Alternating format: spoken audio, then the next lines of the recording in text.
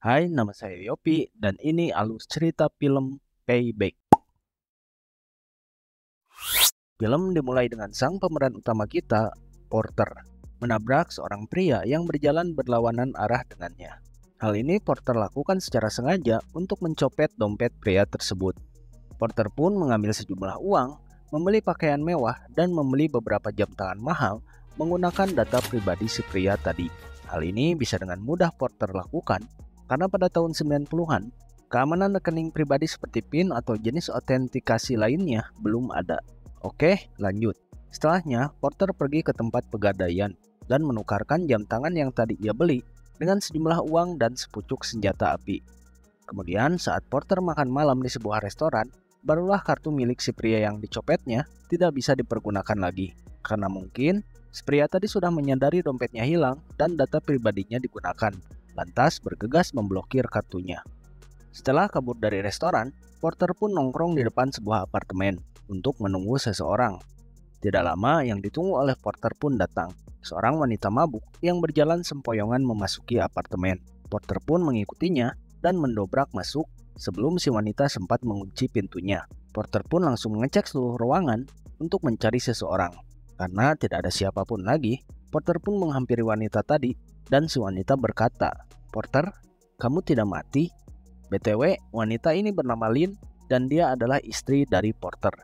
Setelah Porter dan Lynn duduk bersama, Porter pun bertanya tentang keberadaan seseorang yang bernama Val. Namun Lynn tidak mengetahuinya. Tidak puas dengan jawaban Lynn, Porter pun menghajar Lynn. Namun Lynn memberikan perlawanan sambil menyebut-nyebut seorang wanita lain. Porter pun menunjukkan sebuah foto sambil mengatakan, "Foto ini diambil sebelum kita berdua bertemu." Mendengar itu, Lynn terlihat merasa bersalah dan bertanya apa yang akan Porter lakukan selanjutnya. Porter pun menjawab bahwa ia akan mengambil uangnya kembali dan ia tidak akan menyakiti Lynn jika Lynn memberitahu di mana Val berada. Lynn kembali mengatakan bahwa ia tidak mengetahui keberadaan Val. Yang ia tahu kalau Val bergabung dengan sebuah organisasi mafia yang bernama The Outfit, dan selama ini Val memberikan jatahnya secara diangsur dalam bentuk uang untuk sewa apartemen dan sejumlah narkoba yang diantarkan oleh seorang kurir setiap 1 bulan sekali. Setelahnya, Lynn bertanya siapa sebenarnya wanita yang bersama Porter dalam foto itu. Porter pun menjawab bahwa wanita itu bernama Rosie, dan kedekatannya dengan Rosie hanya sebatas pekerjaan. Porter bekerja untuk mengantar Rosie menemui klien dan memastikan keamanannya. Dan baik Porter, Rosie maupun Val, ketiganya pernah bekerja untuk The Outfit. Hanya saja, Porter dan Rosie tidak terlibat dalam aktivitas The Outfit secara langsung. Setelah percakapan mereka berdua selesai, Porter membopong Lynn ke tempat tidur, merampas narkobanya yang disimpan di sebuah kotak, mengunci Lynn dari luar, dan pergi mandi. Namun tanpa sepengetahuan Porter, Lynn masih memiliki narkoba lain yang ia sembunyikan di dalam sepatunya. Keesokan harinya, Porter mendapati Lynn telah mati bunuh diri, karena semalam ia membuat dirinya overdosis dengan narkoba. Selanjutnya, film akan membawa kita ke awal semua ini bermula. Porter diajak ke suatu tempat oleh Val untuk mengawasi aktivitas money laundry yang dilakukan oleh sekelompok orang dari organisasi mafia yang bernama The Chow. Sambil mengawasi The Chow, Val menjelaskan, dalam sekali pencucian uang, The Chow akan mengantongi antara 350.000 sampai 500.000 dolar. Dan jika Porter mau bekerja sama dengannya untuk merampok mereka, Val berjanji akan membagi 2 hasilnya dengan Porter. Val pun menjelaskan kalau ia butuh uang tersebut sejumlah 130.000 dolar untuk upeti ke organisasi mafia The Outfit agar ia bisa kembali bergabung dengan The Outfit. Setelah menyadari kalau anggota The Chow tidak menggunakan sabuk pengaman ketika berkendara, Porter pun setuju untuk bekerja sama dengan Val. Hari perampokan pun tiba. Porter dan Val mengendarai mobil dengan kecepatan tinggi di jalan gang yang biasa dilalui oleh anggota The Chow. Dan lama The Chow datang dari arah berlawanan dan tanpa ragu sedikit pun, Porter menabrakkan mobil yang dikendarainya dengan mobil The Chow.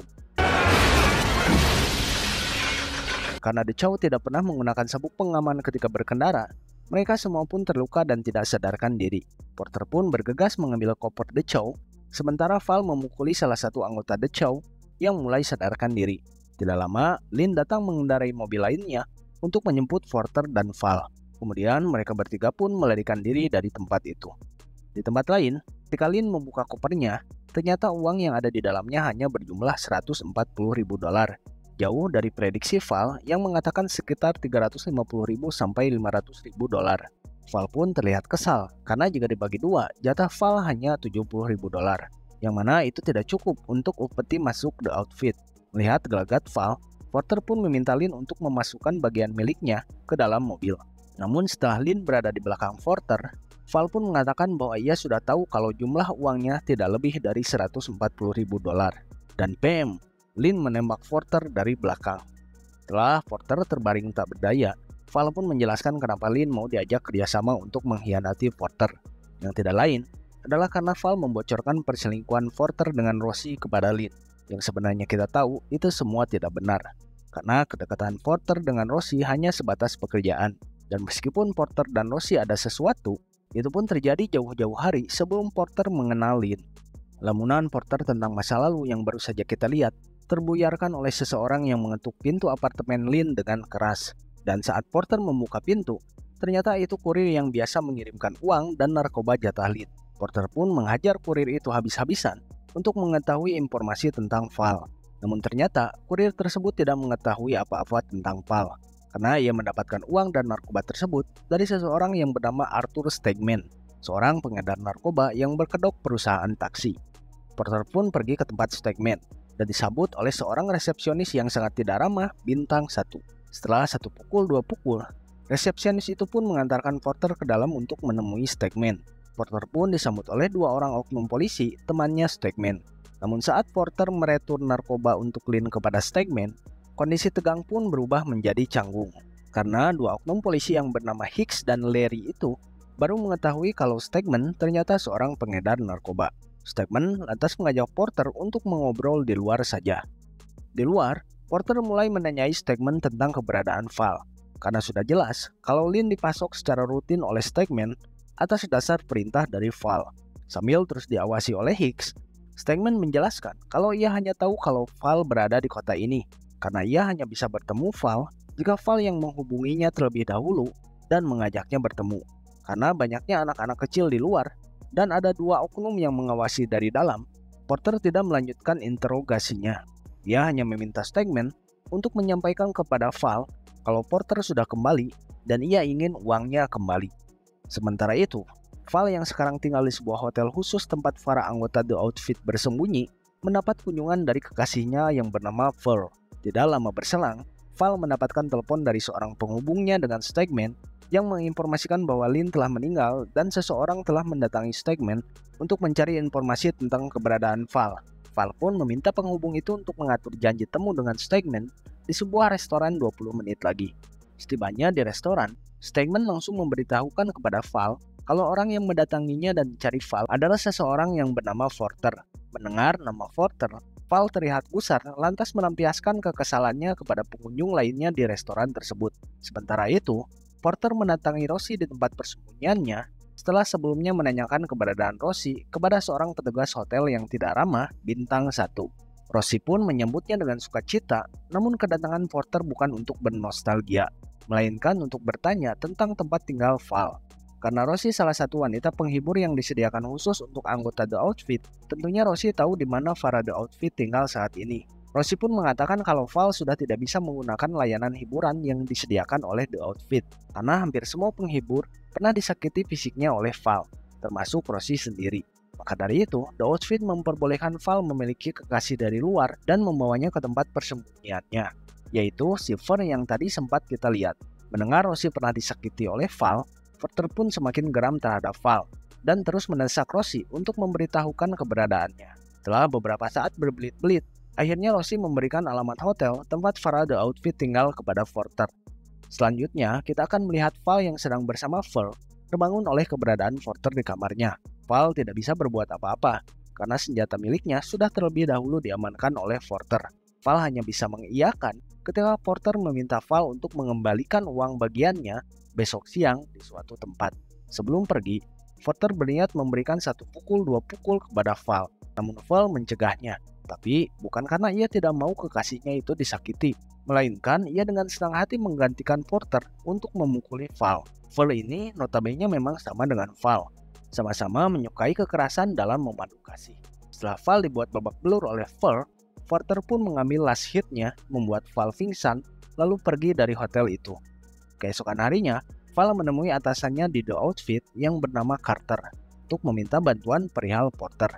Sebenarnya, Carter sudah mengetahui permasalahan yang sedang dihadapi oleh Val. Namun Carter tidak akan memberikan bantuan apapun kepada Val untuk mengatasi masalahnya dengan Porter.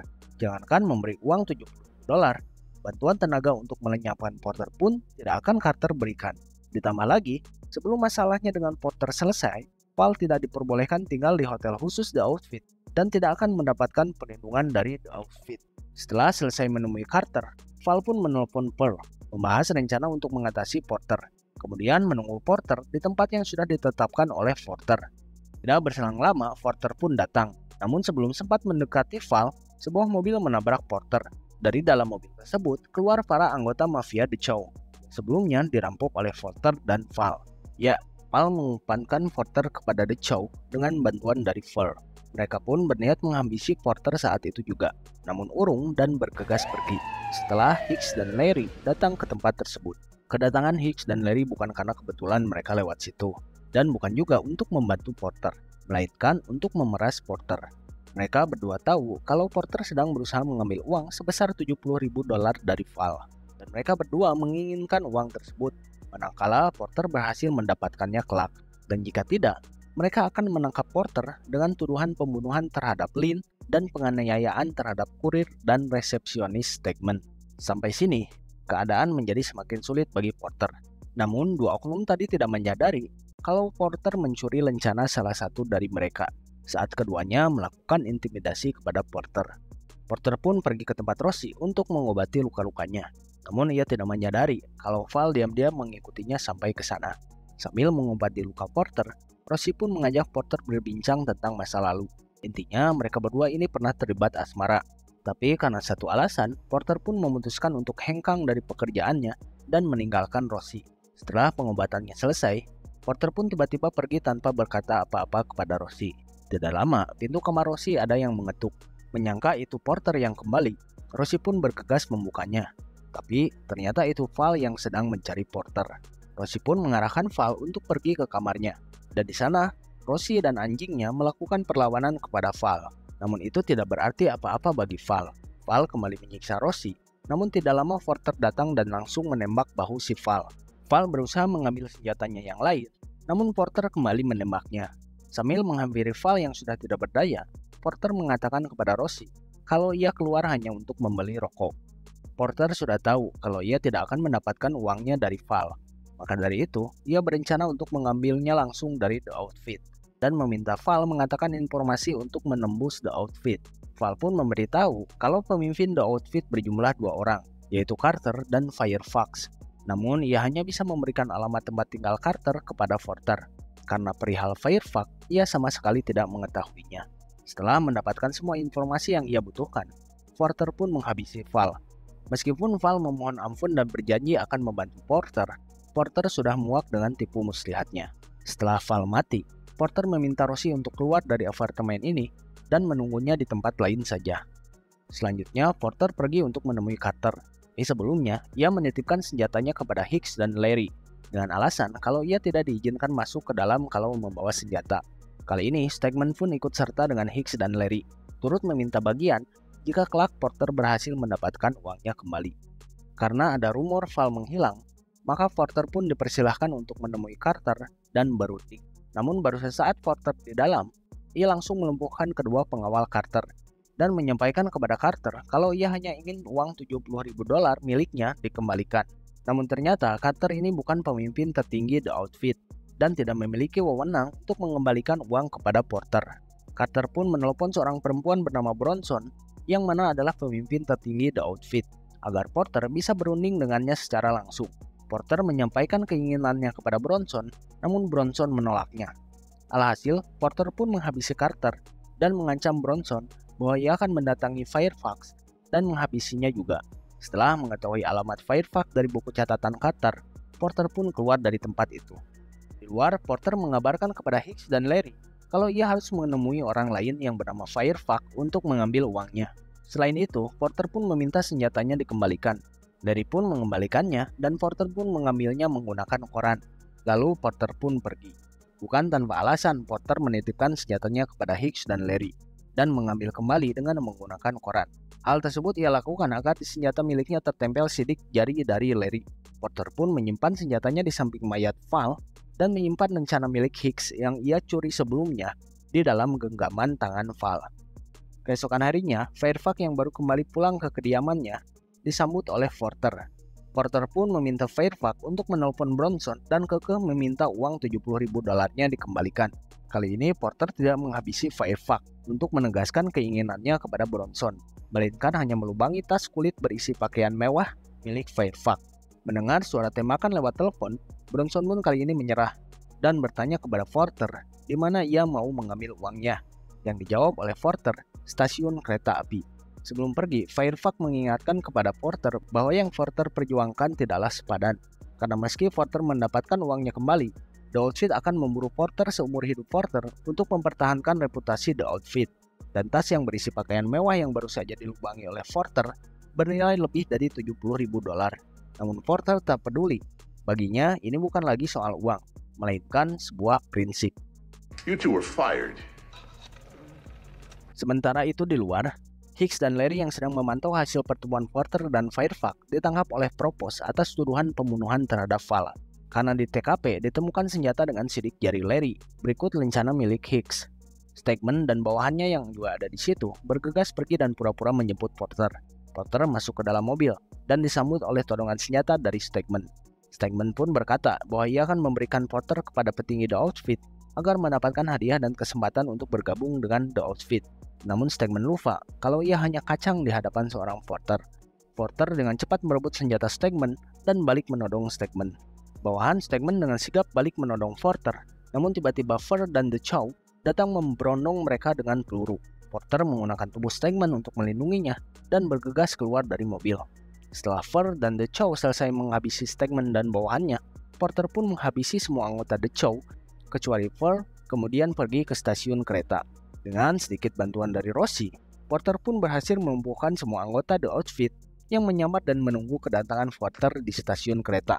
Sayangnya, Porter tertipu oleh seorang perempuan yang ternyata anggota The Outfit dan tertembak di bagian perut. Porter berhasil membalasnya dan membawa pergi uangnya. Porter kelihatannya terluka cukup parah dan hampir saja tidak sadarkan diri.